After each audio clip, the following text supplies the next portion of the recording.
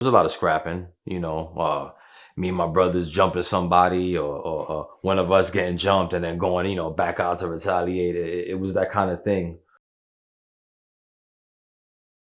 Like, what's your name and where are you from? So my name is Rafael Caraballo, but I go by Uncle Ralph. Um, we're here in Queens, Brooklyn right now, but originally from the Bronx. Okay, cool. Yes, sir. What's your background? My family's from Puerto Rico. Okay. So, growing up in the Bronx, how would you describe your neighborhood?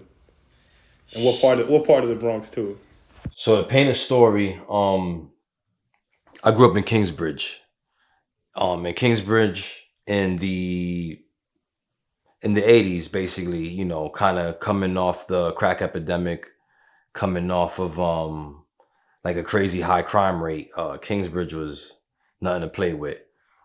From Kingsbridge, my family moved over to Burnside, which wasn't any better. It was kind of like that. What's the saying goes? It's out of the frying pan and into the fire, so to say. It was basically like that. But I moved around a bit in the Bronx. After Burnside, it was Parkchester, Castle Hill, then Throgs Neck, and then I ended up making my way out here to Brooklyn. But that's a whole other story. So you did like a not even a world tour, but a Bronx tour. Exactly, I did a Bronx tour. Then I got family in like over in 170 and like the Concourse. I have family all over through Jerome. So basically, I was like all over the BX though. Okay, cool. Yeah, yeah. So, I mean, what was your experience growing up out there? Were you the kind of kid that was inside playing video games, or were you outside? Were you getting into trouble? It was a bit of both. Could you avoid it even? See, so that's the thing. Even if you try to, it's the Bronx. You know, when I would say from 11 to about 17, it was a lot of scrapping. Me and my brothers jumping somebody or one of us getting jumped and then going, back out to retaliate. It was that kind of thing. But, you calm down after a while. I was fortunate enough to stay inside more, and that kept me from a lot of the crazier shit that was going on, even though I was privy to it. Like you see it going all around you, and it was kind of like I can either go down this way and end up somewhere completely different, or I keep my ass on this path. So I decided to keep my ass on this path, and that shit helped out a lot.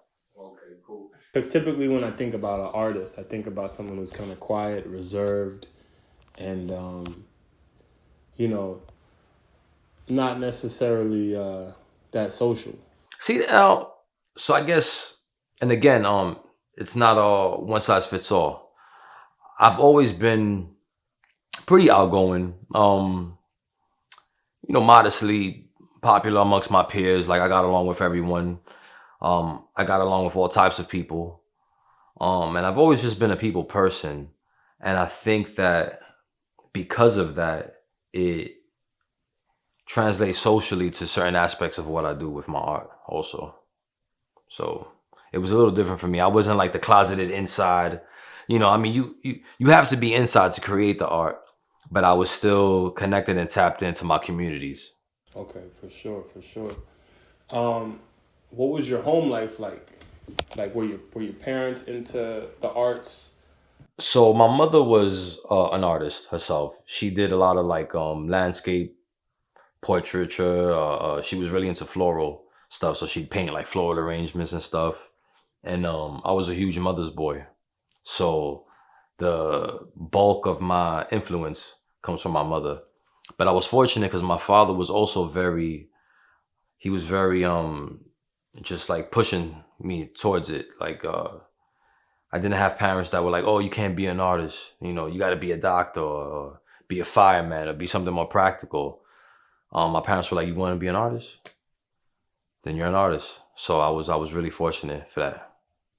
That's cool. That's not typical for people whose parents might be. Well, now people whose parents are immigrants. Are your parents immigrants? Well, no, my mother was born here. My father was born on the island, but ended up migrating to New York. Uh, I mean, for in my experience, Puerto Ricans have a more a unique experience in terms of Latin Americans. Yeah, well, cause if you're born in Puerto Rico, you're American. You're American, but not only that, there's so many generations that are already here, whereas like people from other countries, they're now coming here. And There are Puerto Ricans that are born here that never been to the island. Yeah, they don't speak Spanish. They don't speak Spanish. They're not in tune with their roots. They're not in tune with their African roots. Mhm. They're not in tune with their Taino roots. And a lot gets lost over the course of time. And not just for Puerto Ricans, but for a lot of people of color, right? Like we kind of lose our heritage, and we kind of lose sight of where we're from and our bloodlines and the ancestry and the honor that comes with all of that. Also, I think sometimes it gets lost within us.